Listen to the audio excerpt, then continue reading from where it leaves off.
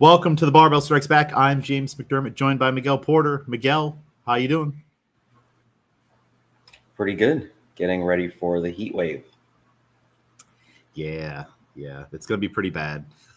So bad enough where I was like, yeah, maybe I should change the workout back because I wanted to get us doing running and pull-ups outside tomorrow instead of the shuttle run chest bar pull-up that CrossFit has planned because I just thought it'd be nice. All right, let's go outside. Who wants to do shuttle runs, right? Right.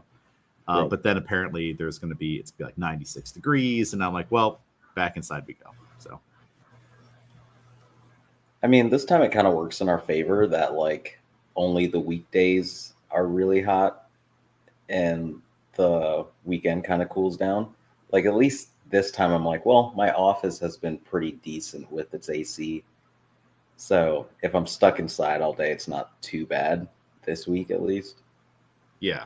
If it gets really bad, I'll be down by that pool. I can bring my laptop down there.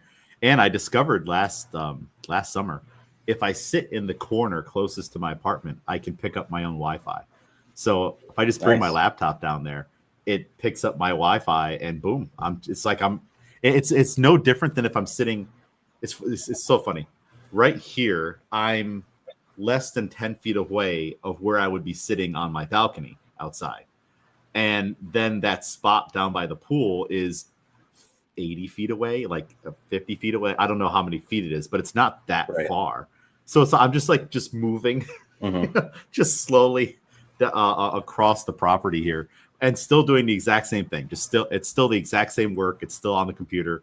It's still programming. It's still everything. It's funny how like you just change locations, but at least down there I can go dive in the pool real quick, get out, and then go back to work. It's cool off. Which I did go down there yesterday. The water's freezing.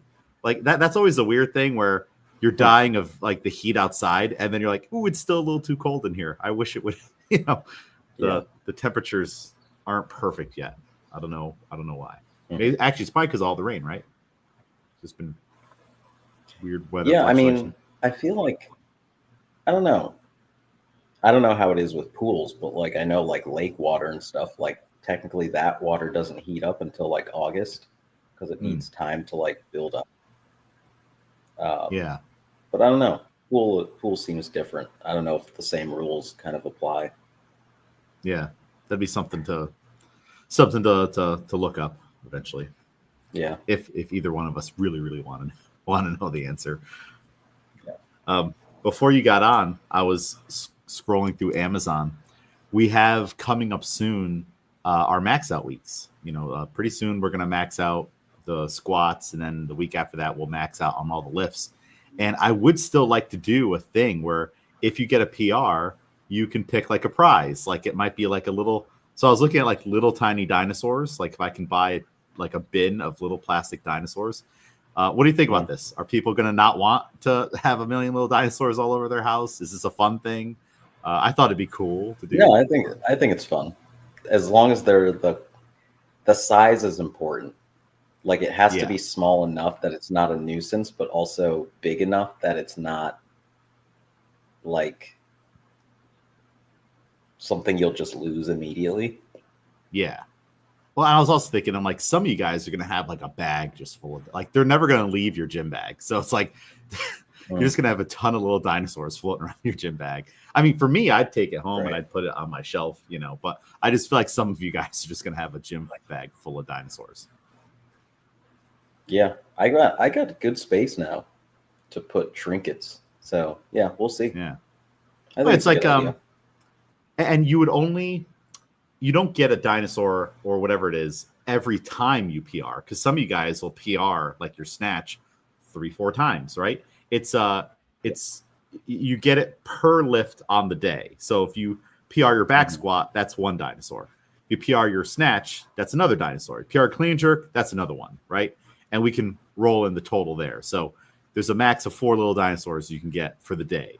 But you wouldn't get one for every instance of a PR. Or if we start to do because on any given PR day, we could find a random thing too, right? Like, not only was it a weight PR, but you didn't have your favorite belt on, or you weren't wearing weightlifting. Like, we're not going to go crazy with it, Yeah, of course. But I think that um a snatch PR, a clean and jerk PR, and a total PR is totally worth 3 dinosaurs, right? Yeah. I We'll was see how thinking everyone too. does. Yeah, I was thinking too. It would be cool if somehow you could label it like let's say you got a little T-Rex and you can write on its foot uh BS 160, and then this Right. is the dinosaur that got you your 160 kilo 1 rep max. And then eventually you're looking through all your dinosaurs, you see it, because that way you know where they came from too. I think that'd be a Right. cool way if we could label them, even if I just had little stickers and you can write down, for those that really want to do that. So Yeah.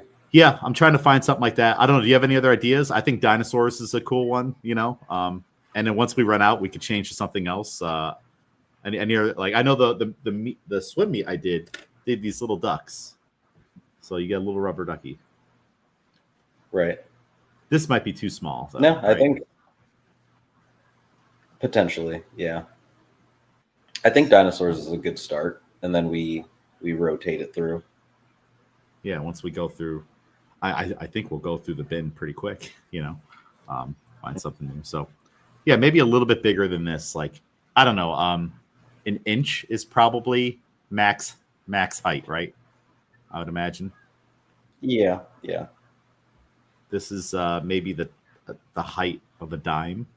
So if I guess if I could find like little dinosaurs an inch or less, like if it's like a quarter tall, like I don't know, is a quarter an inch? I don't even know. I got somewhere's around that height. I think would be good. Mm-hmm. We don't need Yeah, like a big. agreed. Here's this tall dinosaur Right. every time. Yeah. So yeah, I think that'd be something fun, just fun to do. Just we gotta keep it fun somehow, right? Yeah. Let's see here. So we're gonna talk about the games today. A lot of stuff going on with the CrossFit Games, but I did have a couple things I wanted to talk about. First, the pull-up bar experiment on just assigning people away from their favorite spot in the CrossFit class. I did do it that first opportunity after we spoke about it, and it went well. No one fought me tooth and nail about it. I just explained, hey, unknown, unknowable. I have a challenge for you today, and I think when you present it that way too, not many people will be like, well, I don't want to be challenged, or I don't want to be the one that says, well, I don't want to be challenged. So I just move people around, like, hey, you're on that pull bar, you're on that pull bar, you're at the front of the room today, you're at the back of the room today, and it went well, and everyone survived. They did say that it felt weird, and I was like, good, like, Yeah. it's good that it Right. felt weird, but it didn't change anything really in your workout, So we as the coaching staff have to show people that even doing the smallest little thing that you don't think about that's getting you outside your comfort zone, even though it doesn't feel weird, it's going to be okay and can still lead to growth, right? Yeah. Did you try in any of your classes to move people around? Did you have any opportunities to do that? Yes, but for different reasons. With the toes to bar focus, one, we've been going over a lot of like stance and grip, was a lot of the stuff that we were working on in like coaches meetings. So that was my biggest thing of like, okay, I know you guys want to share the spiel bar or something, but I'm going to separate you two so that you can practice really being comfortable, like getting a wider grip. Because even if two people can fit on the pull-up bar, there's always the thing of like, you don't want your hands like rubbing up against somebody else's hands while you're both going at the same time. So like You don't separating want to people in interlock that way, fingers. right? Like separating people in that way, and then also going like, you might need a higher pull-up bar, or at least let's go to a higher one this time because you're almost reaching for the floor instead of trying to string together a rep. Like you're kind of stopping yourself at the bottom with your toes Yeah. like scraping up against the floor and then like going again. So I've been moving people around based off that, but not necessarily like the assigning part. I mean, I also do like, we're going in this corner today because there's 4 of us, and I'm not gonna go all the way to the other side so everyone can see me at one time. Like, we're just gonna cluster in one little section that I decide. Um, so I feel like I do that fairly often. Yeah, and I think it with a big room, it also is kind of like it takes away from some of the atmosphere and the coaching and everything. If everybody is spread out, if you had one person in Yeah. each corner of the room, it's like, what are we doing? Why are we so far apart? Unless the workout has enough equipment Yeah. that warrants it. So I do think it's good to cluster or just have the team together, or at least like we're going to be all on this side of the room, and then it's a little more filled in. Because it doesn't make sense to me to have you have a 2-person class, one person's all the way on that side, the other person's all the way on that side. Great class, everybody. Like essentially we're having Right. a class of working out individually, even though you're just in the same room. Mm-hmm. So I do think that's a good thing, and I think it's good that you're making people go to higher pull-up bars. There's another convenience thing on like, it's not going to be perfectly in your grasp when you reach up to get it. You're gonna have to jump up to it, and life may require that you jump up and grab something. And of course, if you're not physically able to do it, but we do have people that are physically able to do stuff. I think we just get a little too comfortable not having to do it sometimes, Right. And but as a coaching staff, we've been trying to kick people out of the nest, if you will. So that's awesome. That's good. Things are going well on Toes to Bar Day. Cool. Yeah. And we had a great, talk about stance and grip and start position. I really enjoyed our conversation yesterday during the coaches meeting. That was a fun drill to do on just really dissecting the faults. And sometimes you just think about like a fault, like, okay, loss of lumbar curve. And like, look how deep we went into it on all the things you might want to consider and all the things that you could use to your advantage. Like you literally can walk into any class and like you have the cheat sheet, you have the answers. Like you don't have to make it up. You could do the prep in advance, and you're going to be more successful for it. And how all roads don't lead to just one cue. That may have been maybe one of the first times we've really talked about something like that. Was that something that you've thought about before, where it's like, okay, lost lumbar curve, the universal cue, chest up, lift your chest away from the floor. Yeah. But we dived into how there's so many different reasons why you might be losing your lumbar curve. And that was just on the fault itself, not even how all the other faults could contribute to that, right? And how you might have a different cue or be looking in a different spot. Are these things that you've thought about before? Yeah. So what I found most interesting about what we did yesterday is that I think we all have different issues ourselves. So I know what to do. Like we have our things that we went over yesterday where it's like, oh yeah, that's how I do it. Yeah. So I know exactly, like, I know what that feels like if I see an athlete do it. I know how to correct it or like how to deal with that, just because it's anecdotal. Like that's me. So I know what comes next. And then we had some that are like, oh, this is what Josh does. And I was like genuinely curious of like, yeah, what do you feel when that happens? Or like, why do you tend to do this? Because if it's not something that you typically do, then, you won't get it as much. Yeah. And it was interesting to see one, part of the drill that we did yesterday was practicing the faults, which, you don't have to demo the faults, and it's good to not always demo them or things like that. Show them what you want them to do right off the bat. And that way they're not going to mimic your knees coming in. But amongst us coaches, we're like, all right, the fault is shift forward in the weight towards the toes. So let's all practice it now. Do it. And then what did you have to do to make that happen? What would you want to do to change it if you were changing it on your own? And what did you feel? These are, as a coach, you should know all of that. That way, when you look into the room, okay, not only is James on his toes, this is probably what he's feeling. This is what he would need to do to fix it. How can I communicate all this to him now, right?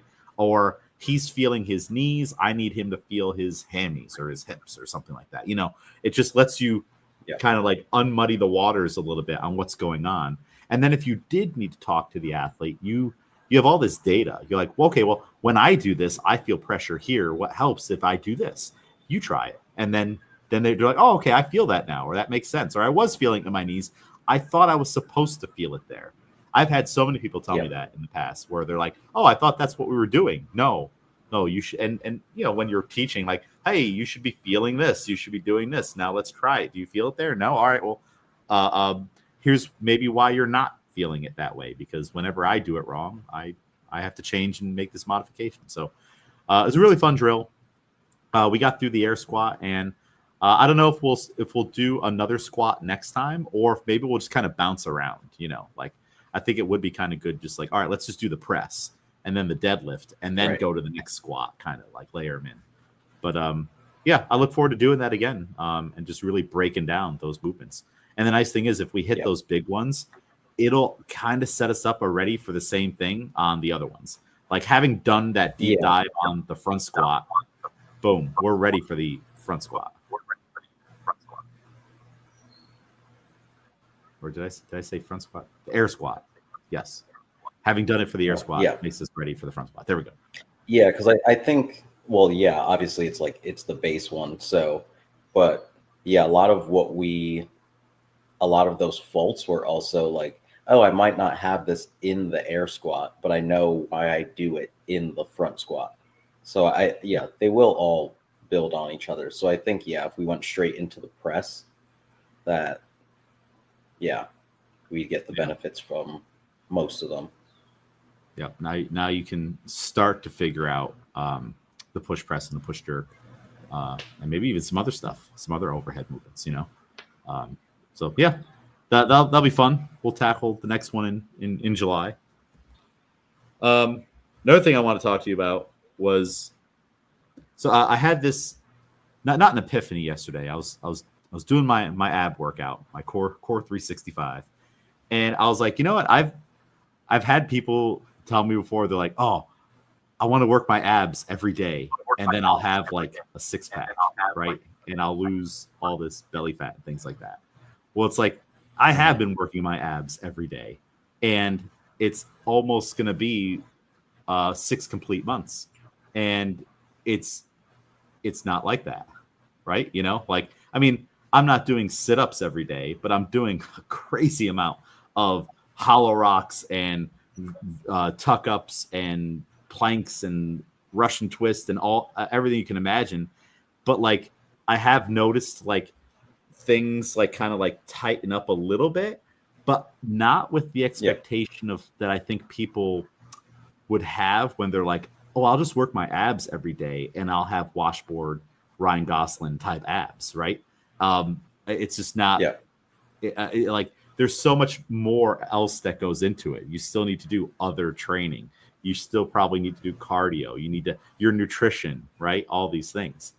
So it just made me think about how so many people out there have like these unrealistic expectations from training, and then they may even focus on one micro part of it and expect the world to happen just by doing it every day. All right, if I run every day, that'll help this. If I do this every day, and I'm only doing it every day because that's the challenge, right? Core 365.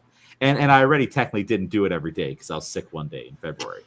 But I'm not seeing the results that someone maybe on January 1st would have been expecting had they been like, I'm going to do sit-ups, 100 sit-ups every day, and I'm going to have this result. Because like, here we are 6 months in, and I do see some changes, but not what I think that classic example expects.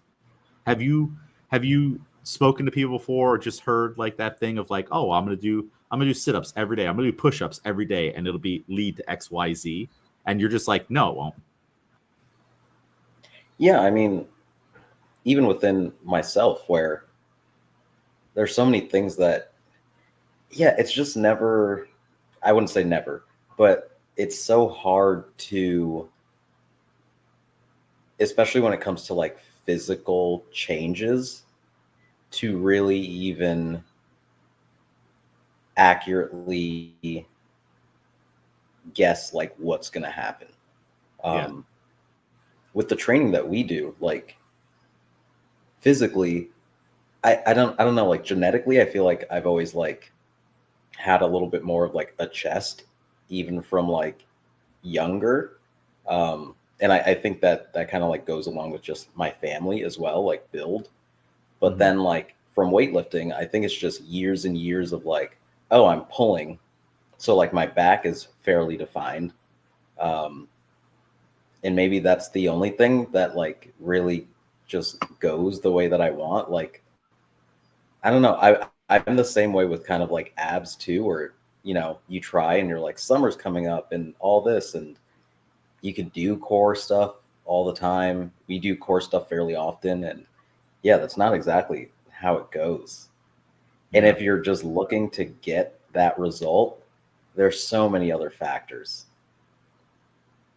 Yeah. I mean, look at all the pro weightlifters. Like they look a certain way, but if you see them in like their regular everyday clothes, you're like, wait, don't you like squat every day and lift hundreds of Right. pounds and do all this stuff and train for hours on end?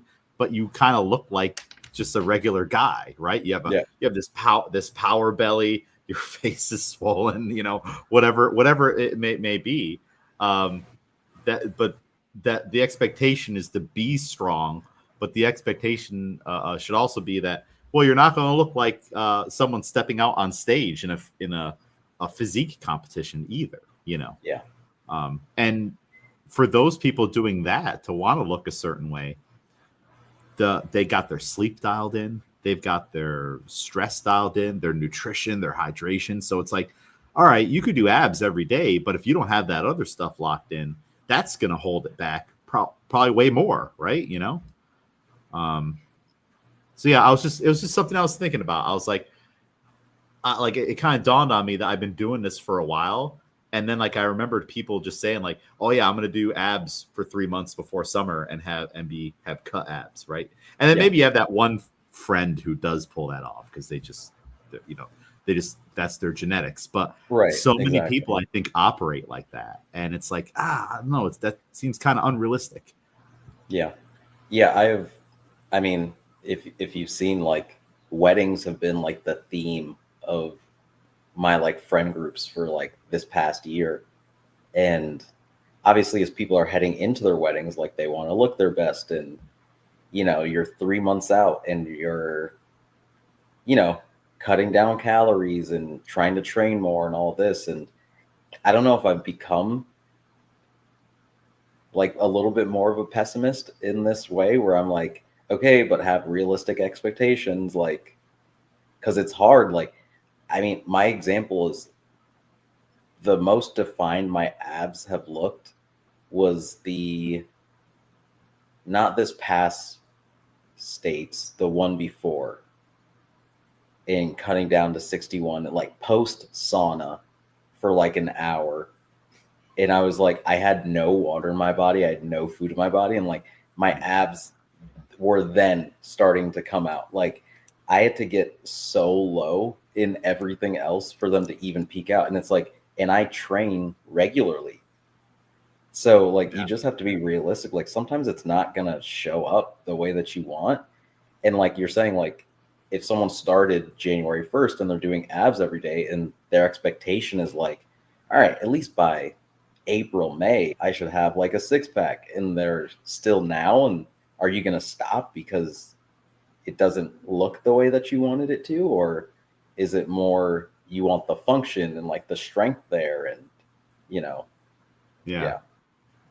Yeah, and it's funny, like you got to have those abs for what, a couple hours, right?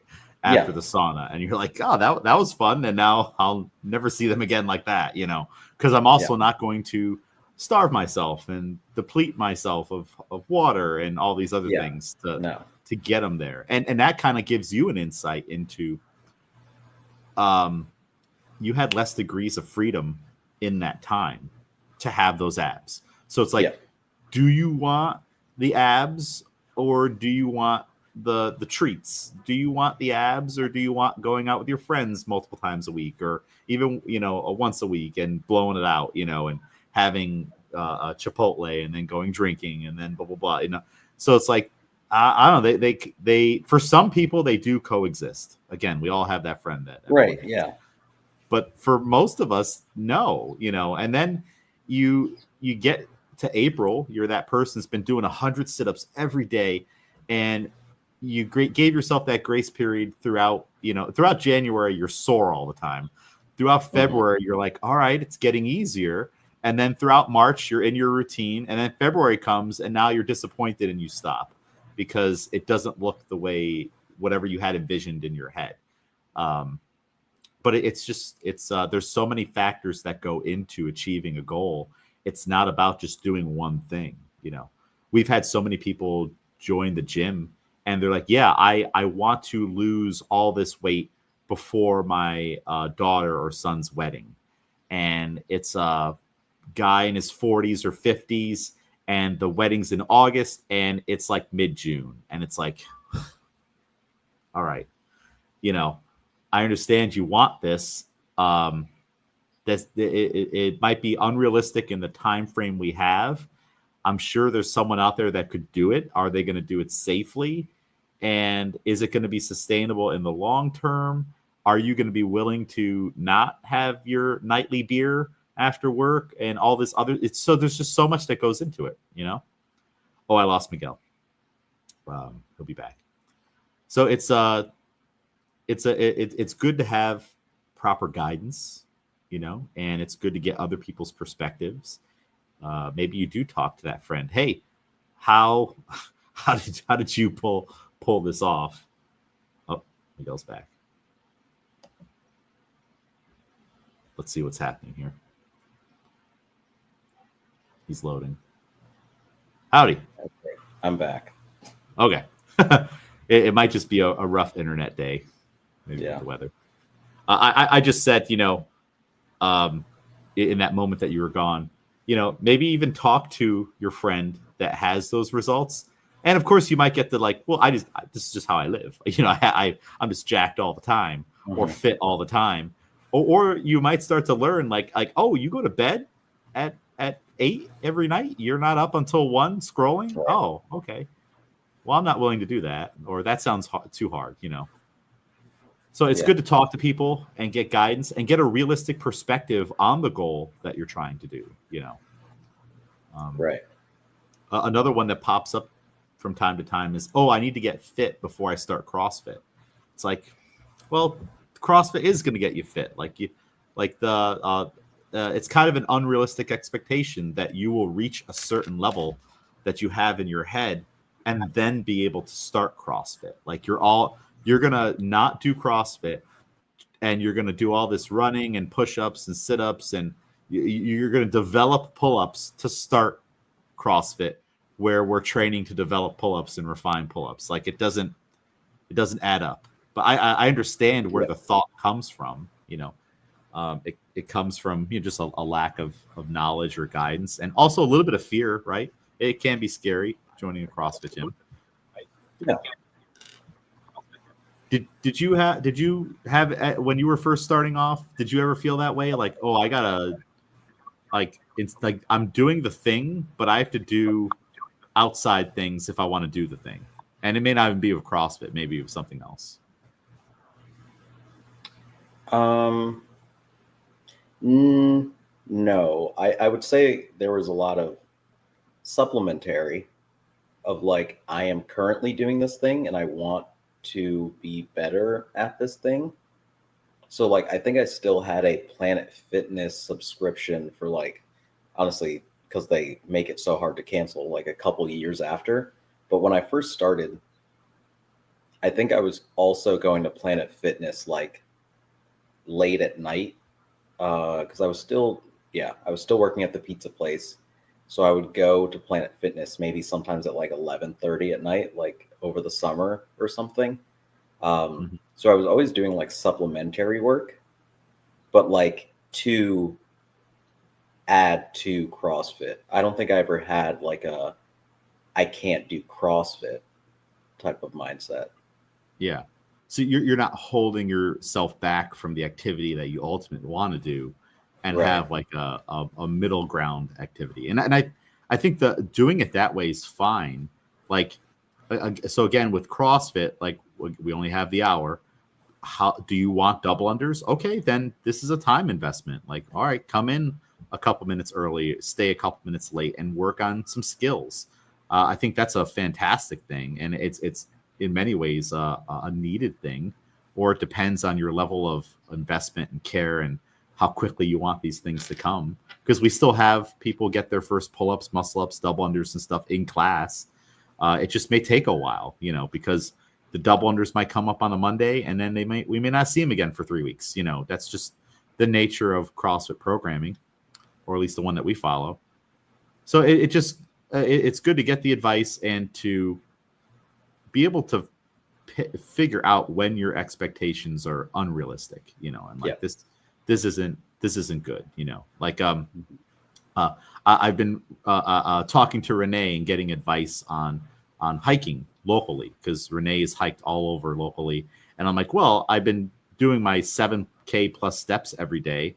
Maybe I can make this enjoyable in a different way, on like going on a nice hike and getting my steps and having a different physical challenge than just walking around Colony, or my apartment, and maybe that will lead to like another goal, because like, oh, I checked off that peak, and that's one of the 46 on the 80K challenge, but I was like, all right, well, what should I get? What should I start with? Here's all my questions. I don't have any. I'm not going to start on the biggest, craziest one, like I have all these like baseline expectations. I'm just gathering knowledge, and then I'll just go do it. Like I'm not going to have my gear and my poles and stuff and go around Colony for this pre-hike. I'm just gonna go on a hike, and I'll pick the least offensive peak that there is. And she told me which one that she recommends I start with, which is actually different than the ones that are like on the blanket thing, where like, oh, these are the easiest peaks, which one of the beginner peaks is called Porter. I learned that recently. So yeah, I've just no expectations. Like I'm not getting into this on like, oh, I must complete the 80K 46 this year, but it's like, all right, I just want to enhance the goal I already have, and I'm not going to do anything crazy, or I'm not going to not do it because I don't feel like I'm ready. Like I'd rather just find out. Let me do the easy one and see what it's like. Maybe I get out there and I'm like, I got tore up by the bugs. I hate this. And let's move on now. Let's do something else. Let's do local trails around the parks, or I ran into a bear and we're never going to do that again, whatever it is, because I have been researching all about the bears. Like it's not a concern of mine. It's just something that I'm like, well, do I want to like be in that position? Do I even want to put myself in that position? Yeah. Like there's a bear. It's looking at me. I'm looking at it. And we're in this moment together now. I don't know if I want to be in a moment with one of those, Yeah. So yeah, it's great to have goals. You got to set them. You got to do them. You got to stay driven, motivated. And as I was doing my Hollow Rocks, I was like, man, like this is like if I wouldn't have had this expectation back in January that something would be different now. And really, it's still crazy hard. It hasn't gotten easier either. And but I never had that expectation of this will be super easy by the time I get halfway through the year. I'm like, wow, these Hollow Rocks, why are they still impossible? It's because that's just the nature of the beast. CrossFit will be hard whether you start it now or whether you start it 6 months after training to start CrossFit. It's still going to be very difficult. It's still going to be intimidating, and you're still not going to have all the skills. You should just start it now. If you want to have the 6-pack abs, work your core regularly, but also sleep well, eat well, do cardio, and do strength training too. Like it's not going to happen all on just one little thing. Yeah. And I'm glad for myself too. I guess from a coaching perspective, like I'm on a mission to make it through the year. I don't see why I don't make it through the year, and then keep going, because I actually enjoy doing this. But now I'll be in a position where if someone tells me, they're like, oh yeah, all right, I need to do sit-ups every night. And I'm like, that's great. And you can do sit-ups every night, but why do you want to do that? And also let's say this is in the future. I've been doing abs for 5 years every day. And, and, and I don't have the bodybuilder abs, they're under here somewhere, because it's not a priority in my life or something that, like, I know that if I wanted that, Miguel, it's all about the nutrition and other things. Like, I would have to go deep into that stuff versus just doing hollow rocks and sit-ups and V-ups and stuff every day. Right. So yeah, interesting thing to think about, right? It's kind of like what we talked about yesterday with the movements. What is everyone thinking and feeling, and what do you expect to happen right now? Like, as a coach, you have to think about all of these things, and also where are you getting your information from? Like, what influencer is like the thing is, people are getting lied to all the time, right? These days, and that's why it's good for us to have our experiences where we're like, look, that thing you saw in that 15-second video, that guy's on steroids. That guy's doing something different. That guy got plastic surgery, and he got fake abs. His butt is not real, like he's not doing the squats that would get you legs to look like that, Right. And look at you guys have been squatting 3 days a week all year, like, so that gives you something to talk about now on if someone's like, well, I want to have big legs or be able to do XYZ. All of you guys in the barbell club, you can see your legs. Like, are they significantly bigger? They're definitely stronger, and we have probably added a little bit of muscle. But if someone who wants gigantic legs, like, well, you might have to do a little more than that, right? Yeah. Even though we are ruining everybody's wardrobe a little bit, like, we have little micro gains that like are just enough to like ruin your pant size one up, every time. Well, let's see. Do you ever think you're going to get to like are you like on a large joggers or anything like right now, or are you still on a small? No, I mean, like, my waist is tiny, so it's never going to be that. Thankfully, fashion has kind of trended to more looser fit things now. So if I go to the correct store, I can kind of get some things off the rack still. Because things are getting like wide leg or like tapered again. So as long as my thighs are good, like, I can wear pretty much all that stuff. But no, I've never had to like go up other than like tailoring like suits and things. So I've been pretty lucky there still. From barbell training with your suit, has it affected your neck and collar size on your dress shirts and stuff? Yeah.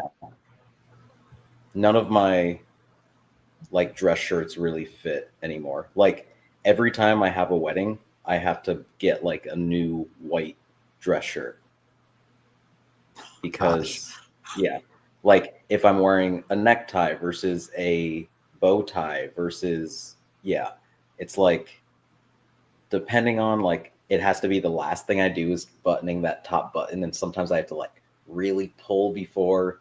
I know that like some places do like the extender where you don't need it to be like buttoned because it'll go on either end and you can kind of just keep it together. But yeah, that's been the same thing, because I mean, with us too, like, we're shorter, so like I can't go up a size, because also like my body's very like V tapered anyway. So like if I go up a size, then it's all puffy and it's wide and all that. But, I can't stand puffy on, especially like the dressy type clothes. Like, that's why like I've historically been like I like vest, like, just to keep everything like together. Because for me, like, it'll be the perfect size I need maybe for my arm length, and I'm just barely. I hate the top thing, and it'll pop open. So sometimes I'll just put the tie over it and just have it extra tight. But then the bottom, like, the shirts are so long, it's like I'm just swimming in this thing, and I'm like, well, now I feel like it just makes me look wider. and stockier than I actually am. And the last couple times I've had to wear my dressy stuff, I've just foregone the tie because I'm like, I don't want to feel like I'm being choked all day because it's actually crazy. I've had so many ties. Like I have a bag it used to be like hung up, but then I don't wear ties very often anymore. So I don't have them on like a special tie rack thing that I have anymore. But I have a bag, like a tote bag that's just full of ties. Yeah. But every time I have to dress up, like for the most part, I will opt out of a tie unless it's like I'm in the wedding. Otherwise, I'll go without. Yeah, exactly. Like I would like to dress up for states this year since I haven't on any of the past ones.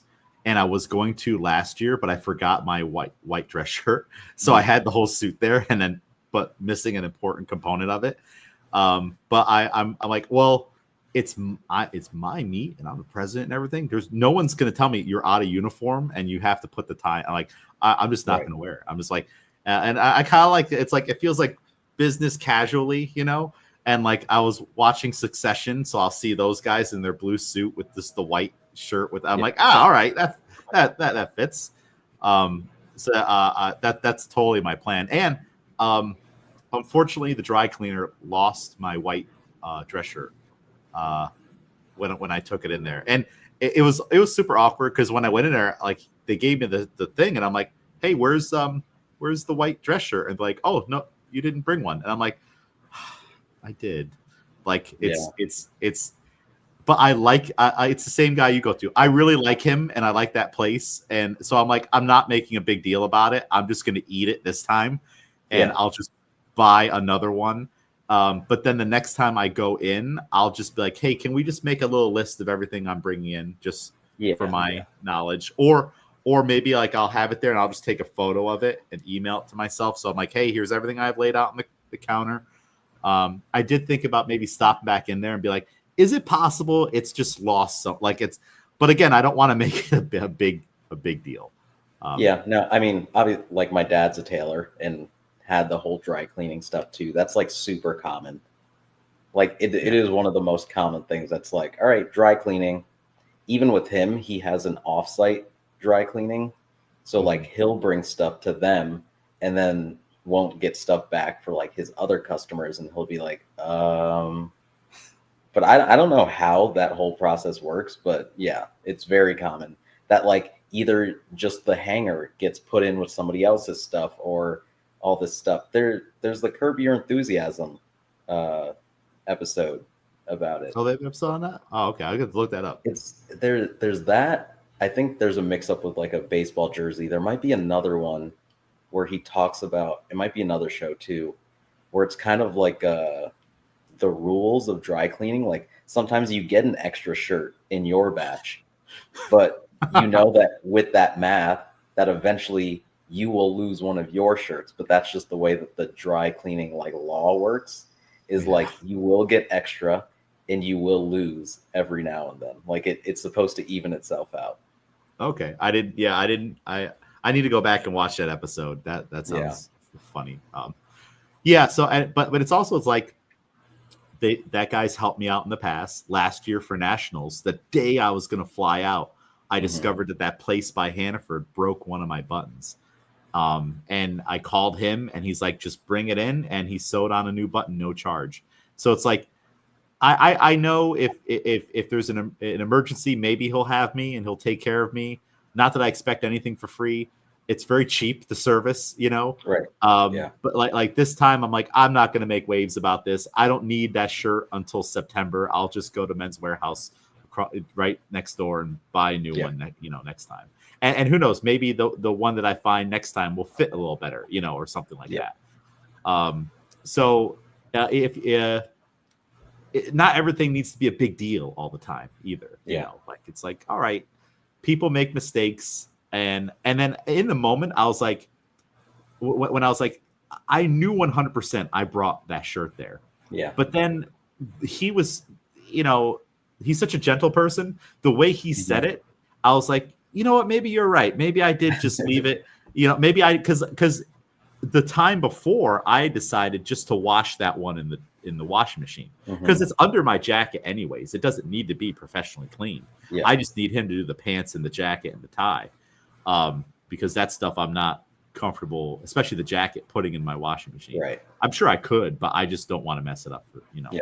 And I've already ruined a tie last year by putting it in the washing machine. So yeah, not a big deal.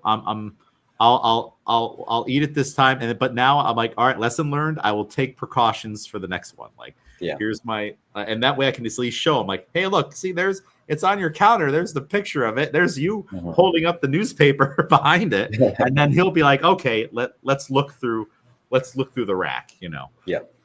And then when I go in there, I might even be tempted to bring it up, like, hey, is there a lost and found rack or something, or a rack of things where you're like, I don't even know where these go to anymore. I'm like, is there a wrinkle-free Calvin Klein 16-inch neck by chance in there? Yeah. And maybe it's mine, or can I buy it from you for $5? I'll buy it back. So yeah, that just reminded me of that. Yeah. All right. CrossFit Games. They're coming to Albany, August 1st, 2nd, and 3rd, Friday, Saturday, Sunday. MVP Arena, 10 minutes or so from the gym. We're going to have a lot going on at the gym, and who knows who's going to be stopping by? Who knows what the events will be? They announced one event of running and rowing, and more running, and everybody's qualified now, right? There's no outstanding event type of thing, right? Nope. So everybody is qualified. I believe it's 30 men and 30 women. And teams? Yep, right? Teams as well. Okay. How many teams did I take for this? 10? Probably 20. I want to say like 30 or 20 or 30. Wow, that's a lot of teams. Yeah. I want to say it's 20 though. Okay. Was that 4 people per team? Yep. So 4 people per team. Okay. Yeah, that's a lot of extra people. If you would have said 10, I'm like, okay, that's 2 heats. Heat 1, heat 2. That sounds about right for teams. And it's just funny because like some people really enjoy the teams. So many of the people that I've been working with, like the schedules we're planning are from like when team stuff is going on. That's when we'll do something. Yep. Because they're like, oh yeah, no one's gonna stay to watch that. Everyone wants to watch the individuals. So that's why I was surprised with so many teams. And actually, if you got 3 or 4 heats of teams going on and people are just like, yep, there goes the worm again, I can see how you might leave and come to Albany CrossFit and do something else. Right. I never really found the worm exciting if we're talking teams here. I don't know. Yeah. It lost its luster right after the first time. I was like, well, all right. I mean, it's nice when it looks good, but oftentimes it doesn't because the coordination isn't always there, Yeah. And I guess so like you see like one person ending up on the wrong side and then they have to drop it and everyone's confused and, yeah.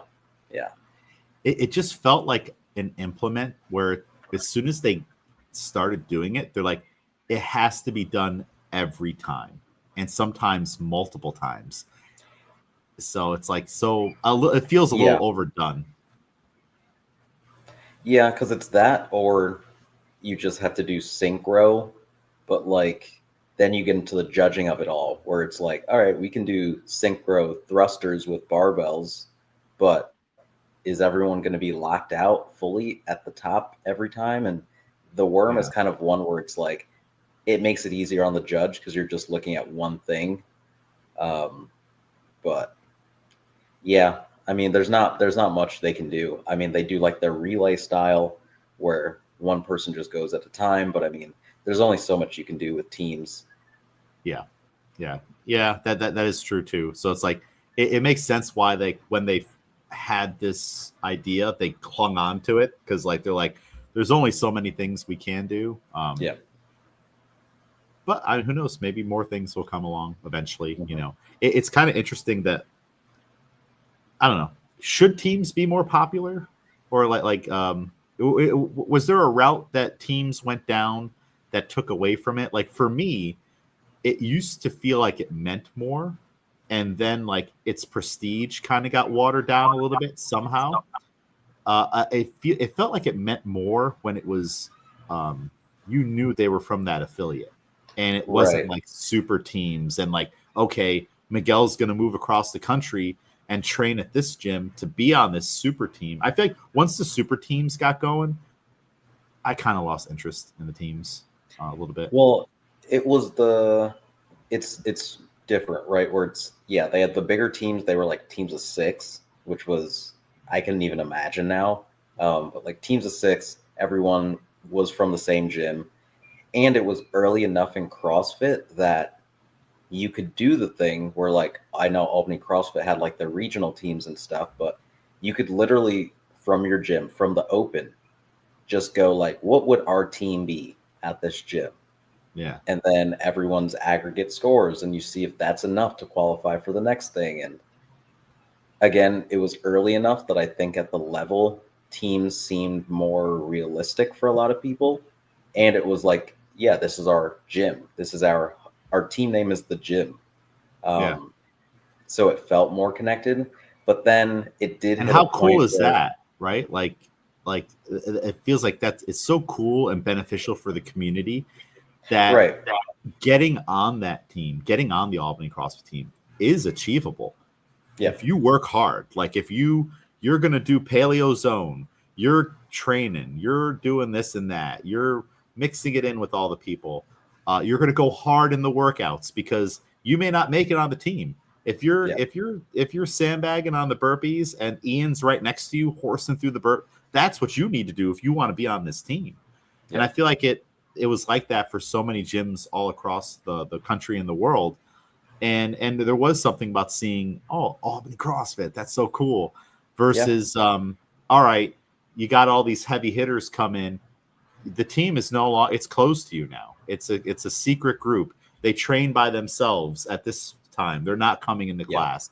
They don't even train at the gym. They train at Miguel's private gym down the road, and then Miguel pops in the coach every now and then, and you don't even know who they are. And they're not even going to call it Albany CrossFit. They're going to go Porter's Performers, that's the team. And so it just, but then it's like, if that happens, you can't be upset when no one cares that Porter's Performers is going anymore, Yeah. I mean, it's the same thing that we said with individuals, where it's like that quote unquote professionalization kind of takes away. Like, you build to a level where like you're at peak interest, and then you're like, how do we get better? How do we get past this? And you make a choice, and it either works out or it doesn't. Because I mean, yeah, then you have 37 mayhem teams. Yeah. And they're, it's just like, oh, this is a gym across the country that does mayhem programming. So their team has to be called Mayhem whatever iteration. And yeah, it's just, or like they're just like, oh, this is Team GoWad, or like sponsored athletes all from whatever. And yeah, I mean, for I think the first few years when that was happening, like those super teams, it was really exciting because you're like, oh, there are competitors here. Like, people are taking this. It doesn't look like it's a complete runaway for certain teams, but then again, you people lose interest because they're like, what are the stakes? Everyone can just be on any team at any time. Like, I guess it's exciting to see what the rosters are, but then when you actually see them in practice, you're like, oh, I don't really care all that much. So who knows? Who knows what they'll kind of get back to with that? When it was just like the affiliate cup or just like gyms, you'd get those like awesome close races, or you would get those people that like they're going to the games for the first time and putting on awesome performances. But now it's like, all right, it's Noah Olson and this guy and this guy and this guy. And last year he decided he was going to go teams from individual. So people now start to retire from individual and take up team spots, which means you're kicking off those people from the team competitions. The regular affiliate gym warrior.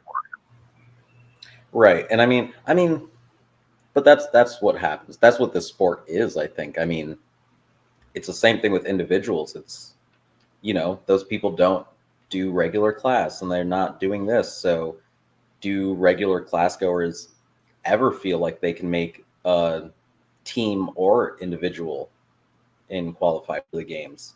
Yeah, things have changed. And again, it's that whole professionalization of the sport. And is that changing things? How to, I guess, a good transition into like the kind of season and outside of the games competing and all of that, and how that's going to change the landscape of it all. But yeah. It'll be interesting to see what keeps going with it. I wouldn't be opposed to seeing like different types of formats, like 2-person teams. I think would be exciting, and I know that's like the norm for CrossFit competitions, 2 to 3 people. Just because it's hard to get a field out 4 people for a team, at the affiliate level, especially when it comes to RX. At least that's what it feels like. Right. I'm hearing myself back a little bit. Oh, okay. Let's see. Okay. Well, Test. I guess transitioning into, I guess, the last qualifier. So they did the last chance qualifier. Like, I think the leaderboard finalized last week. So those were the last spots. Something to note was that they had the lowest amount of signups for the last chance qualifier, like very low. There were only 10 men signed up and 19 women. And then they said of the 19 women, only 15 women submitted scores. And they had like varying reasons for that, right? Where part of it was, if you've heard before about the like judging, right? Where for the in-affiliate semifinals, like you needed 2 judges to be advanced judges. So like the full $75 type thing to even submit scores. So some people didn't do it because it was hard to find judges. Other reasons were, since people were competing so much like around the season, they didn't really feel the need to make the games, I guess. I think also, if you don't think that you're going to make it, there's only 1 spot for man, 1 spot for woman. So if you don't think that you're going to get the number 1 spot, does it even make sense to kind of stress yourself out with that? It's a big time commitment, right? Like to have to do all those workouts. And again, like you have to pull in so many other people to do it, to essentially do it with you. To make sure that all the standards are cleared and all of that. But it is interesting, kind of like this touring thing. You also said like teams of 2 and all of that. So they have like the Wadapaloozas that they do. Obviously the Miami one, and then they have the Southern California one too. And I've been seeing those ones kind of do a similar format where, they do their teams of 4. They had teams of 2 as well. And then like people do an individual, and they do individual and teams. And I don't know if that, maybe we're going to see a slower like pull away from the games overall. Because I mean, I was looking through the who's qualified for the games, other than like the main names that like maybe there are probably like 3 women that like names you recognize and like 3 men, just because people have moved on or retired or are only doing the World Fitness Project or, things like that.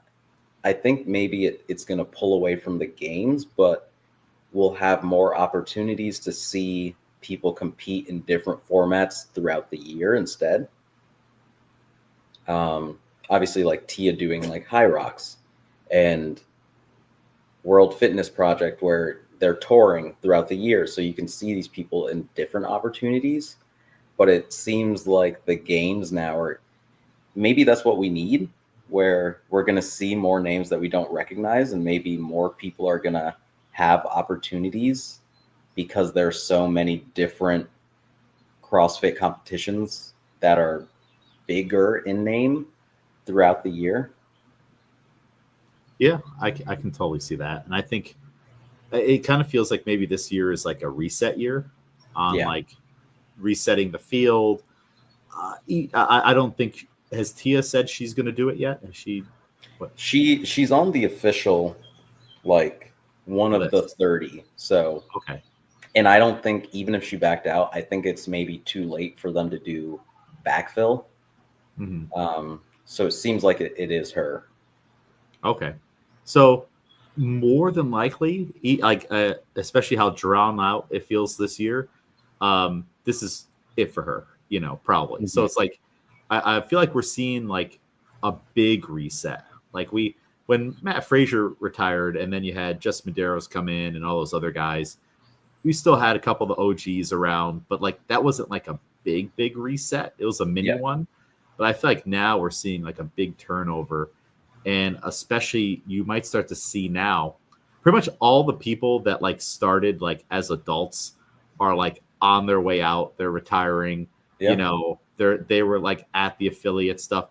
Now you're gonna probably start to see like the juniors or the kids that grew up in the affiliate, and they're kind of like the next phase of this thing where it's like, wow, why do they all look the same? Well, they've Right. all been doing CrossFit since they were 9, and they live in the gym. So this is what you get when someone lives a life of CrossFit, and like they're the next person. And I wonder if it also means that it'll be more even year to year, where it's like, oh, anyone could win it this year. Like Right. you will see less runaways or less dynasties, because Matt Frazier came in and he was essentially like just any other guy, but like he had a background and he also had a drive and was willing to do things other guys weren't, because maybe they had to work a job or they were already 39 or whatever it was. But I feel like now, since they're all like a similar age, similar build, similar experience, they all train the same way and they've all been doing it for so long. Um, it might be a little more even year to year. I don't know. Yeah. And I mean, that's overall just sport, right? Where people complain that, it's not as exciting, or they complain that, oh, this person's just going to dominate every year. I don't know if that's fun to watch. But then if that person doesn't win and it's all new names, then they're not excited because they don't know who these people are. Um, Yeah. it's kind of similar going on in the NBA finals right now. Um, I want to say game 7 is tonight. Um, but it's Oh, two wow. teams who haven't won a championship in like 30 something years, right? And none of the big name stars. I mean, like, again, it's the same thing where it's like it's newer stars, people like building their name up. Um, but the complaint now is like, oh, these games aren't exciting. Like, these are Well, new people. yeah. Like, well, I don't see LeBron, I don't see Steph Curry, I don't see the Lakers, I don't see the Celtics, I don't see these teams that I know win, right? Yeah. And it's like, okay, so you want the celebrity to dominate. You want them to be the person winning every year. And then they're like, no, we don't want that. And then you're like, all right, here are new faces that are also doing well. And you're like, yeah, but these guys aren't exciting to me. Like, you get But the thing either is way, like you know? you have to give them the chance to eventually be exciting. Right. Like if they don't get to play this game and have this moment, if it's always just LeBron dominating, but you're mad about that, you don't want to see him just walk away with it, then you have to give these guys a chance to be LeBron in 2 years, or the Yeah. start of the next guy. Yeah, I don't know. It's tough with sports. We've talked so much about sports. It's like an impossible thing to make everybody happy, and no, it's like almost like it's like the collective of fans don't even know what they want. Yeah. It's like, No. and also it's like, what do you expect them to do? Do you expect them to not win? Do you expect them to retire because your pastime is not, you're not enjoying your pastime as much as possible? Yeah. No, like LeBron should go on for as long as he wants to. If it's the next 50 years, if he wants to go and win every time, you Yeah. you can't say it's ruining basketball. It is basketball. That's just what Yeah. basketball is. And are you gonna expect him to not make that money, to not do this, to not win, to not shoot the ball? You wouldn't. You would Right. not. It's like it's like it's an impossible thing. It's so ridiculous. I wonder if sometimes people just get angry at like the success of some of these athletes. Are you just mad because he's so successful and you're not, or something or this is the guy you want to take out all your frustrations in life on, because but also, like, you know how hard he had to work to get there, and he still has to work in these games. It's not like the guys he's playing against aren't trying to beat him. Yeah. They're trying to beat him. If they could, they would. Do you think that they're not trying to beat him? Yeah. They're not trying to beat Tia? They are. They're just they just happen to be in an era where they're against the greatest of all time, or one of the greatest of all time. Like, they can't do anything about that. That it just sucks. It sucks for them a little bit, you know? Like, I remember in tennis, like, we were always rooting for Andy Roddick, but he just happened to always meet Roger Federer in the final. Yeah. And then eventually you thought he had a chance, but then now Nadal's around. So poor Andy Roddick had to exist when two of the greatest of all time were like, and then Novak Djokovic comes. Like, you had like this crazy thing where these are the three greatest of all. Like, on Mount Rushmore, you're probably going to put three of their faces on it. That sucks for everybody. Else. Yeah. Luck of the draw. That's just sport. There's nothing that could be done about it. Yeah. So overall, with the games this year, I would say, if you're planning to watch, like, really watch, try to find some new faces, some people that you like, because I don't know, this could be like a chance for. It's almost like when I watched the 2014 or 2013 games for the first time, where it's like, this is essentially new to me.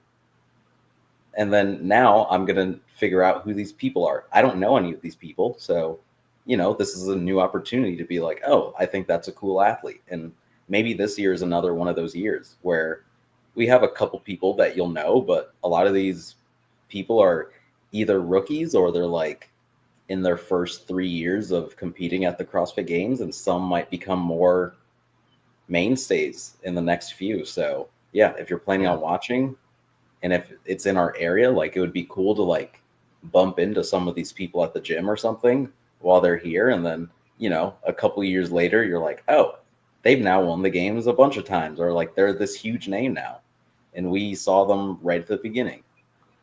And that's the fun part about CrossFit and weightlifting, is like, you can meet those people, Yeah. It's like when we were at the Arnold and Coach Mary was in the back room, and I told Haley, let's just go talk to her. She's literally the same as all of us back here. Right. Just the person that likes to snatch and clean and jerk, like her face just happens to be on that poster or that thing or that thing, but she's very down to earth. They're all down to earth people. And I think, remember that too, as a fan, when they don't do well or they decide to drop out, it's like, hey, the things you're saying about them, they could easily walk into your gym tomorrow and whatnot. Right. Are you going to say those things? You're going to ask for a picture. Well, if you're asking for a picture when they pop in the gym, but talking shit to them on Instagram,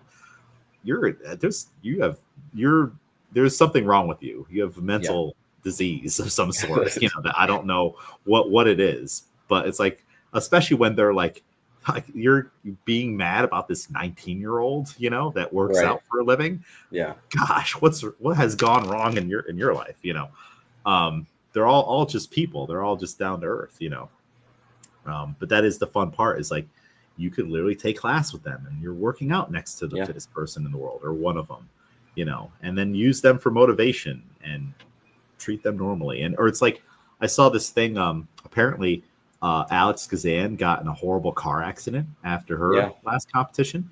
Mm-hmm. Boy, see, that was a reminder to everybody on, like, hey, life's still here. Like everybody, like, in comment sections or on this podcast or that podcast, that was life being like, just so you all know, none of it means anything, and none of it, like, I am the only constant here, that, like, you will live and you will die. That is it. That was like a little reminder to everybody. But then I saw people were mad that, like, she wasn't immediately giving up her spot to the games, or she might still go, even though she has like a fractured fibula or tibula, one of the two, in one of her legs. And she's like, well, I might just still go and see what I can do, And it's like, right, it's your spot.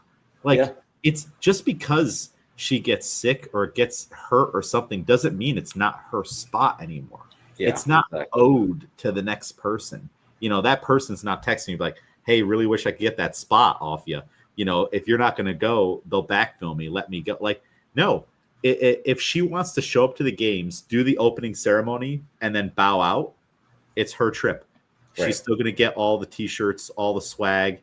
That alone's worth it going, like, to get all the free swag. Yeah. Like, even if you're not going to go, like, hey, Alex Zan, go to Albany and then get all the T-shirts and all that stuff. Plus, we don't know her life. She has sponsors and people that are like, hey, are you going to go to the games? Because remember, we gave you that 15 grand and whatnot. Yeah. And like, all right, I understand if you don't go this year, but all right, if you don't go this year, we're not going to give you 15 grand for next year. We're going to give you like 5 because it's got about, like, we don't know what the conversations she's having either. It's super easy to be like, give it to the next lady, but the next lady didn't earn it.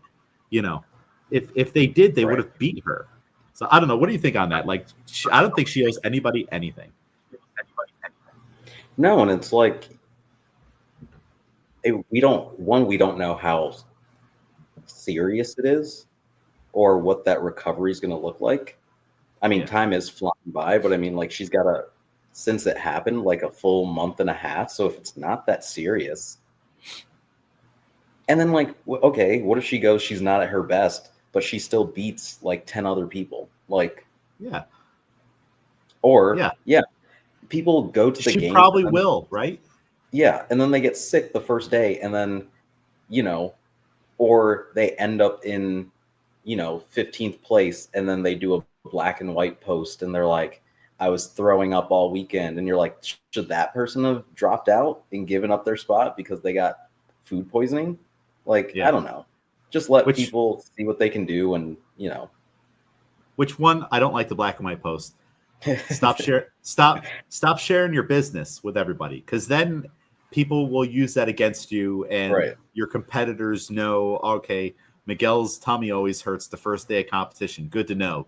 Like, just don't stop telling people all your secrets. Like, like, just post whatever, but with the whole thing on like, yeah, she could totally go, you're right, and still be top 10 with a broken leg.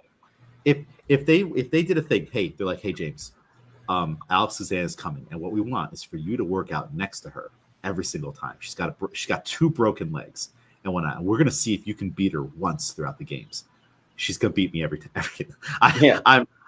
Now I'm gonna be trying, Miguel. I'm gonna be trying, but she's probably gonna still beat me every time. Yeah. With 2 broken legs. She got 2 broken legs. She's still gonna beat me every time. I think she's gonna beat me every time, because she's freaky fit athlete, where it doesn't matter if she's got a fracture in one of her tibia. It just means on that workout that they're doing box jumps, she's probably just gonna have to do it slow and just take the L on that one, right? But then if something else comes up, she's like, oh, I can do that. Yeah, all right. Pull-ups all day, and then I'll just be slow coming off the pull-up bar so I don't turn this fracture into a full break, and then I'll deal with it after the games. I think it's fine. Again, there's no athlete that I follow, and I've never thought that any athlete that I follow, like, all right, Andre Agassi, this, that, anyone, has ever owed me anything. If Andre, for those epic USA weightlifting or USA US Open matches, just decide, hey, I'm not playing tonight. I'm done. My back's blown up. Sorry, guys. Baghdadis gets a bye to the next day. Like, I would have been disappointed, but I would have been like, this guy, well, who does he think he is? I had plans to watch him on a Saturday night. That was my plans. That's what frustrates me about the sport. I hate that aspect of the sport, but I understand it exists. So yeah, I thought that was just amazing that people were like mad at her. Like the day after she got in this car accident, people are like making claims on what she should do. It'd be great if she should do this. Like, how about you live your own life? I'm sure we could pick 5 things that you should do today. You should shower today. You should wash your dishes today. You should work out. You should not have that ice cream tonight. Like, how about that? Do you want to play this game with your life? It's just crazy to me. And then I get riled up talking about it because I'm like, no, for sure. I want to defend him. I want to defend him. Yeah. I think she should totally do whatever the heck she wants to do. The day before the games, her and Tia are both like, we're both not coming. Yeah. Sorry. Fine, whatever. That was your choice. No one. It's your life. I another thing with like let's use the NBA as an example.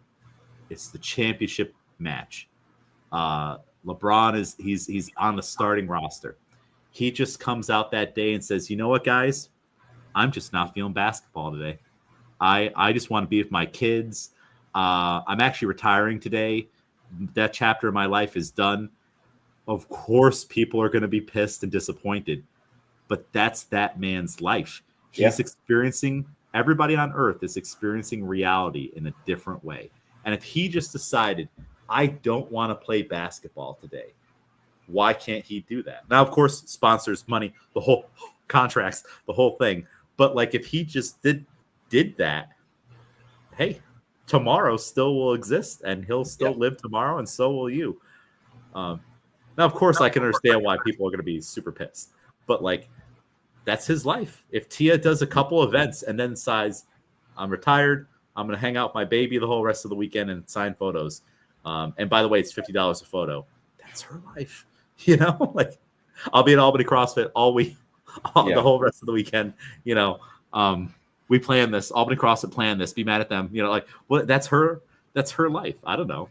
I don't get mad at people for making decisions in their life.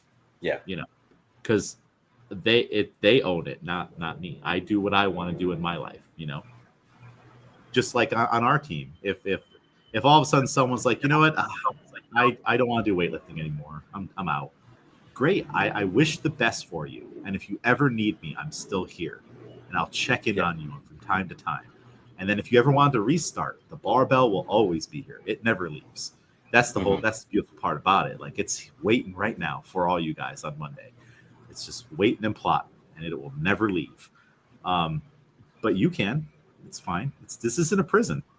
You're just living your life. You're doing it for fun. If it's not fun anymore, don't do it. And no one's gonna be mad. You know. Oh, that's how I operate. I don't know if, and I understand that's not how other people operate. But I'm not gonna also waste my time on a soapbox. I guess I'm on a soapbox now for the opposite one. But I'm not gonna be on a soapbox or in comments on social media about what I think this person should do with their life. It's crazy to me. Yeah. Well, what else is so you didn't hear about that. Anything else crazy going on with the games and rosters, or is there only one event announced so far? I haven't seen anything about the actual events, but no, I think biggest thing is like from my standpoint, I mean, I didn't really watch last year, but I mean, I'm fairly well versed with like competitors, and there are a lot of names on there that a face doesn't immediately pop up. So that's what I think like the theme is this year of like, let the sport kind of reset itself. Yeah. These could be the new faces of the sport coming up. So let yourself enjoy. If you plan to watch, like watch and try to like really watch, try to, see who's out there that you might like. It might not be a name that you're familiar with, but still try to enjoy it just as much. Yeah. Just enjoy it and be happy for those people and their success. Like the amount of work it took all of them to get there, regardless if some people retired or dropped out, whatever. That's just part of life and the game and the nature, right, of it. Some guy retires from his cushy business job. Now you get promoted. Now you have the office. Yeah. Like, okay, cool, awesome. You work for that too. And he worked for his thing. It's not, that you have the office just because he decided to retire. You both had to do work to get to where you are. And now this is just a phase of when it happens. And just because there's not a lot of known faces, there's a lot of people that hate CrossFit, and they've always hated CrossFit, or they newly hate CrossFit, or they want to see it fail. Just because there's new names and people that you don't know doesn't mean that CrossFit's doing bad or on its way out. Some of the names that you like to see, you've only gotten used to seeing their names for the last 2 to 3 years. Right. 5 years ago, I had no idea who Daniel Brandon was. And I think she got popular around 2022, maybe ish. Yeah. So, all right. Well, imagine if you had this attitude when she was coming up, then she wouldn't be the person you follow right now. You just got to give people time, and then you have to do the work as the fan. That's your job as the fan, is to learn about them and to follow them if that's what the role you want to have. If you like basketball and you have your team, when they get new guys on the roster, that's homework for you. Find out about that guy. What are their stats? What is this? And then you start to learn how they play against other teams, and then you have other opinions. But you got to give them a chance, right? Otherwise, you won't have a favorite. You'll just be miserable because you didn't give them the opportunity. And it doesn't mean that the sport's doing bad. It's just, this is just the phase that we're in now. Next year, you'll know all their names,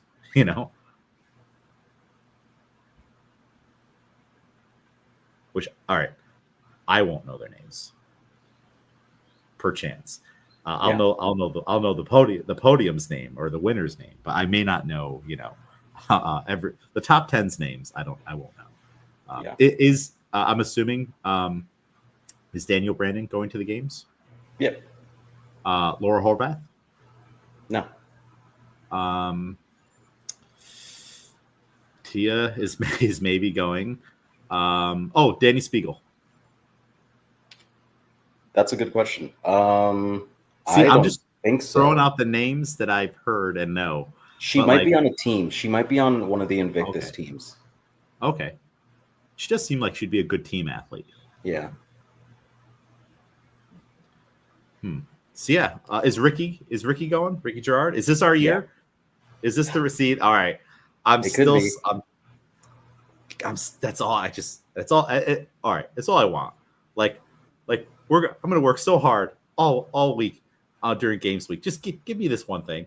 I just want Ricky to win. Just let me see Ricky at top podium, because I want that comeback story. I want the ultimate full circle. From band to win.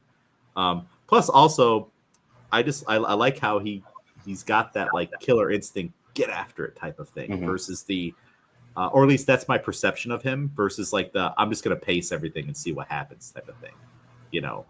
I like the competitors who I feel like they're looking out of the corner of their eye and they're going to hold on to it a little longer because that guy's got his game plan of doing sets of 5. Well, I'm just gonna do 10 right now and risk blowing out. I like those types of competitors. I like the Matt Frazier style. Well, I'll just go out and win or try to win instead of pacing it and see where everybody's at and then try to zoom ahead at the very last. You know what I mean? I guess I don't really like the racing. I like the going after it type of thing. So yeah. So all right. So Ricky's going for the men. Noah Olson's retired, right? He did that last year. Chandler, is he teams? Oh, with Noah? No, he doesn't. He's not doing games. Okay, so he's out. Who else? Adler, Jeff Adler. Yep. Is he in? He's going. He'll be there. Medeiros, Justin Medeiros. Yep. I do feel bad for Justin Medeiros. I feel like, but we've talked about this in the past. I feel like he doesn't get enough respect for being a 2-time champion.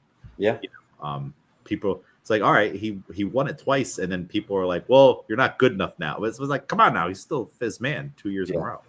All right, I would that would be another one. I'll take a Medeiros or a Ricky win. I really want that Ricky win. If we got a first place Ricky, a second place Justin, just I feel like that would be enough to quell the haters. Is that enough to quell the haters? Second place? Well, no, because haters are haters. All right, yeah, that's true. Haters gonna hate.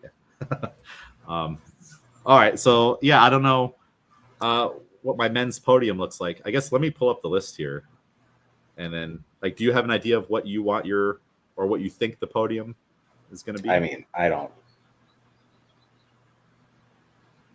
I think Jeff Adler's probably would be my choice to win it.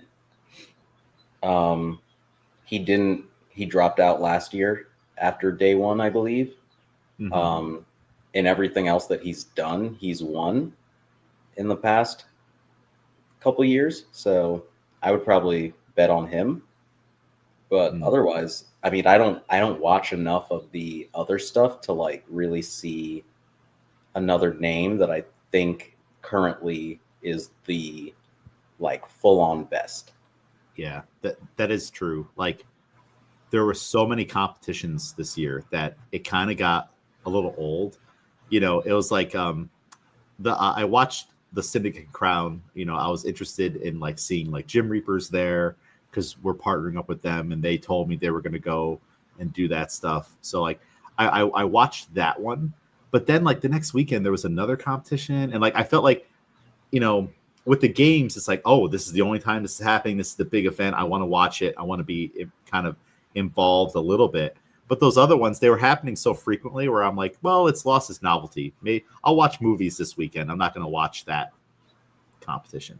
And also, I don't know who they are. So the only time I get to see what people can do is like in really small pockets, you know, like James Sprague. I really don't remember what he did last year during the games. I just remember like, oh, I'm going to watch him work out in this one open quad, you know, because it happens to also be in Albany, you know, at Spur. But outside of that, I don't know what he can do. I don't know what it's like. You know, does he push to do wall balls? How is he on the barbell? So I'm in the dark on a lot of these people. Like versus it used to be like, okay, you know what Matt Fraser's going to do. He's going to go do all the reps now, you know, or something like that. Or Rich Froning. I do see some names on the men's side that I do recognize. Austin Hatfield, he was in Albany, right, for the Open? Yeah, that I think he was. Colt Mertens. Oh, Roman. No one talks about Roman anymore. He went from like being the pick to win it to kind of like is a little more obscure now. What's going on with Roman? I mean, you're asking the wrong person. Okay, all right, yeah.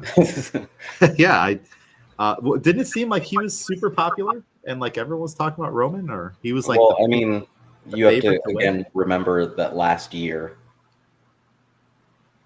Yeah. Yeah. So. Well, yeah, last year things were different. And then the year before that is when he hurt his foot, I think. Yes. Okay. Nope, there's Ricky. Is Justin on here? Yep, there's Justin. Oh, they're right next to each other.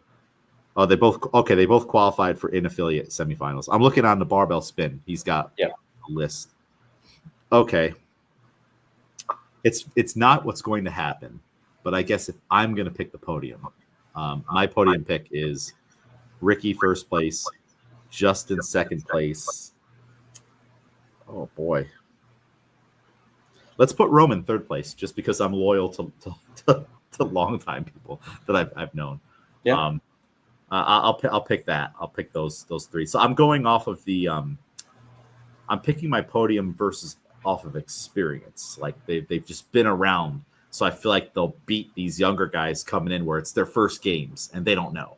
So like they're not going to know like how to deal with this situation or that situation, or they're going to be nervous versus like a Roman's not going to be nervous. This isn't his first rodeo. So he's going to pick off a lot of those younger guys, you know, or some of these people might have an aura about them where it's like people are afraid to push to try to beat them because, all right, well, again, this is Ricky Gerard, or it's remember when Ricky first came back and like there was that like people didn't know kind of deal. I feel like he beat a lot of people just off the mystique of being him. I don't know, does that make sense? Yeah. But I would say that Jeff Adler is a threat. I just don't hear about him a whole lot. I don't even know, like, is he training? Is he doing events? Or what? Did he do any of those other little, like the Mayhem Classic or anything? Did he do any of those? Well, I mean, that's the thing, right? Where all of these were essentially mini regionals, so nobody needed to go to all of them. Yeah. It seems a little this format seems to have like spread it all real thin, you know, instead of keeping like the spotlight on this group. I don't know. Does the format seem a little weird? Like there's 1, 2, 3, 4, 5, 6, 7, 8, 9, 10, 11, 12 events plus the open that you'd have to have followed and watched to know the whole game story. You know? Yeah, I mean, it's regionals, but you give the athletes the chance to pick and choose. So it's maybe a little less organized, but yeah, I mean, they change it every year. And that's really what the confusion is that nobody ever knows what's going on. So yeah, it's like, what's our standard on the handstand push-ups this year? I don't know. Like, we got to read the thing for the open, you know, because it changes all the time. yeah. What's your men's podium look like? I don't have a podium, but again, I would probably give it to Jeff Adler. Mm-hmm. And it's open for second place and third place and everything else. Yeah, I mean, again, I'm not watching much of what's going on. Nobody has impressed me with anything else. I think the way that Jeff Adler competes, and I think his wife is his coach, and I think they have good game plans when they go to competitions. Mm-hmm. Again, everything that he's done, he's won. So yeah, I'll probably give it to him. And then everyone else is kind of in the same boat. Yeah. Makes sense. I am seeing quite a few names on the women's list that I do recognize. Of course, Alex Kazan, Brooke Wells.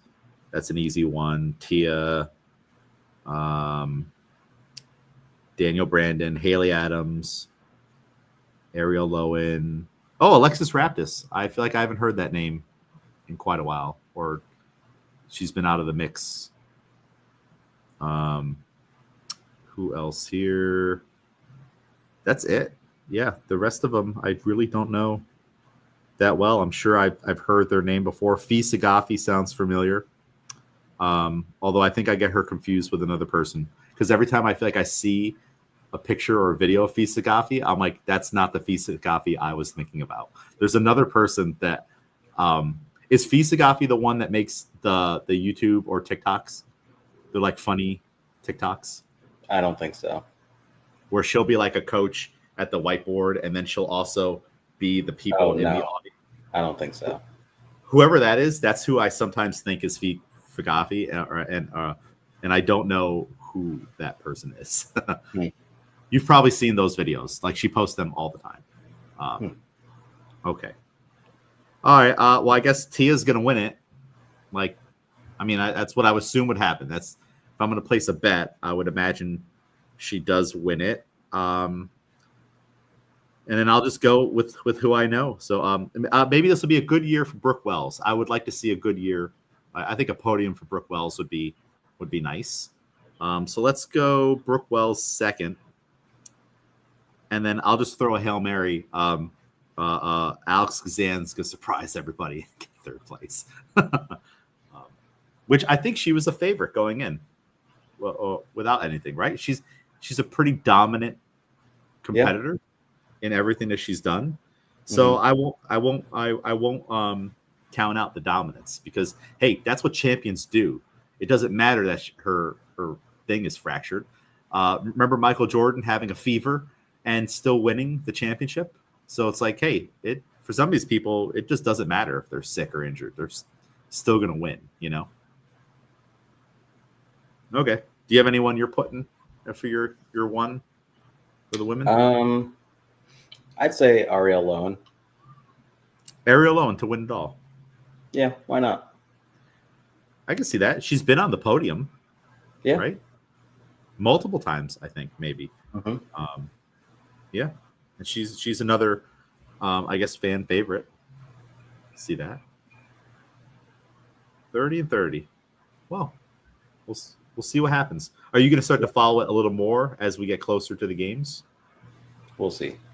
Busy weekend. Yeah. Well, yeah, that's right. You're not going to really be around, so you're not going to really be able to watch the games too not much. Really. Yeah. So you'll just find out after the fact. Pretty much, yeah. Yeah, and I don't know if I'll be able to even go. You know, like if a free ticket pops up and I'm able to, I'll go just to be like, all right, check that one off the list. But I'm not paying to go. You know, I'm not gonna purchase a ticket. So, and then I imagine I'm doing stuff at the gym, so I'll just be hearing like, "Oh, did you hear such and such one?" Like, um, it's not really a sit down and have it playing all Saturday type of a Yeah. thing with it coming to Albany. So, yeah, cool. I'm just excited for just for what we're going to be doing at the gym, and we can Yeah. talk about that on another show. The closer we get to the games, especially once we finalize everything, we can talk Yeah. about that. And who knows, maybe we can get some of these people to come on and talk to us, and we can pick their brain about coaching or other stuff. So Yeah. We'll see. I have a meeting tomorrow to find out who our coaching roster is going to be with Wodify. So that'll be fun to see who's going to take over an hour of the gym and whatnot. Yeah. And then I'll slowly curate all of our regular characters. All right, go to 4 o'clock class. I want to see how he deals with you. Like that's also what I'm interested in seeing. Like, all right, do your regular stuff with this coach. Like just to see how, and then you get to watch them like do the same thing that like you're always like beating your head against the wall and like, oh, it works now. What? Oh, you're behaving yourself when this coach comes around. All right, that's what it is. You're well behaved now. You didn't have to go to the water fountain when they told you to get your barbell. You went and got your barbell this time. I'm blocking the water fountain front. I'm going to unplug it. That's totally what's going to happen too every time. Cool. Well, any other thoughts, Miguel, on the games? No, I guess, yeah, time is kind of flying by. It's just a month, so we'll see what happens when it comes. It is kind of crazy that it's, I think, less than 40 days now or something like that. Yeah. That less than 40 days till August 1st. Come on. What's like, the year is kind of going by a little quick. It's also been a very busy year. Lots going on. I would like a lull right now. Maybe just like a slow July. Right? Yeah, we'll see. We'll see if We've we earned get it. We've earned it. We've earned a slow, chill, warm, not humid July that's uneventful in our space and maybe even the world. Just like let's take a month. Let's take a month off. Yeah. No one's going to work. No one's doing anything. You got to make your own ice cream for this month. We're just all going to take a month off. Not possible. But cool. Well, Miguel, anything else on your mind on this Sunday? No. Yeah. Cool. Well, it's a dark Sunday. I don't know what's going on out there. Before we got on, I got up this morning and for whatever reason that thing in my head was like project mode, like no movie, like vacuum the floor. That stack of papers, you're doing it today. So I've just been like on this project mode of like things that I've been like walking by for weeks on end. Like I still have right here all of the electronics equipment from Frank's meet that happened on May 17th. Like I plopped it right there. I'm like, I'm going to organize this and put it away. And it hasn't happened. I just keep walking by it. Yeah. And so I've had too many things building up like that. So that's what I've been doing. I'm just like, you know what? Like, do it today. Because as soon as I saw what it looked like outside, I'm like, oh, you can't go out. You're not going to the pool today. Do this instead. Yeah. Yeah. So I've just been trying to take advantage of like that motivation. I don't know. Do you have those moments? Like I always get really motivated too right before we get on the podcast. I'm like, all right, before the podcast, put everything in the dishwasher. Do this, do that. Like, do you get in that kind of a mode or not? No, I kind of have the scheduled times for them. Mm-hmm. So it always falls in line of like, no, this is what I do at this time because it's really the only time that I can do these things. Got it. Yeah, that makes sense. Yeah, I guess in maybe my desire to have things kind of slow down, I've like slowed down those things, but now I've slowed down too much that they're all building up and becoming annoying. I'm like, like this, everything's super cluttered and whatnot, and then tomorrow's supposed to be like crazy hot. So I was like, how about we just do the laundry today? Because tomorrow you're not going to want to do it. So I've just been like using today to get everything done That way tomorrow can just be a hot, sweaty, just like kind of a day. So that's what I'm expecting. So cool. Awesome. Well, good talk. This will be interesting to see what continues to develop with the CrossFit Games. It'll be fun to see when they keep putting out events. I am interested in what the events are going to be. Right. And I'm interested because I want to see, like, we've both been to that arena, like, so I want, like, how are we going to make the games work in Albany? That's what I want to do. Like, and for it to still feel like the games and to be enough, which I think they'll be able to do it. You have any thoughts on that? I think it'll work. I mean, it has to. Yeah, it's still CrossFit. I think I heard that they want to have it be more traditional type of CrossFit, maybe, or something along those lines. Which I'm all for that. Like, hey, the first 10 events or whatever it is are all the girls. You get a score for Fran. You get a score for Karen or what. I don't know. I'm totally cool with bringing it back to traditional type of CrossFit and having it be less dumbbell snatches, less shuttle runs, less of like the kind of like things that we've been doing so much box jump overs that have been just so heavy the last couple of years. That's what I would like to see. So yeah, well, once they announce more of the programming, we'll be able to do that.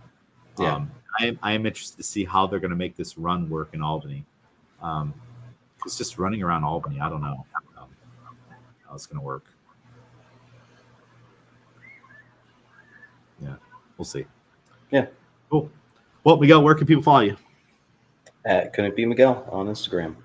Couldn't Be Miguel. Follow me, James A. McDermott, Albany CrossFit, Albany CrossFit Barbell Club, the Barbell Strikes Back. And we'll see you again next week. Later.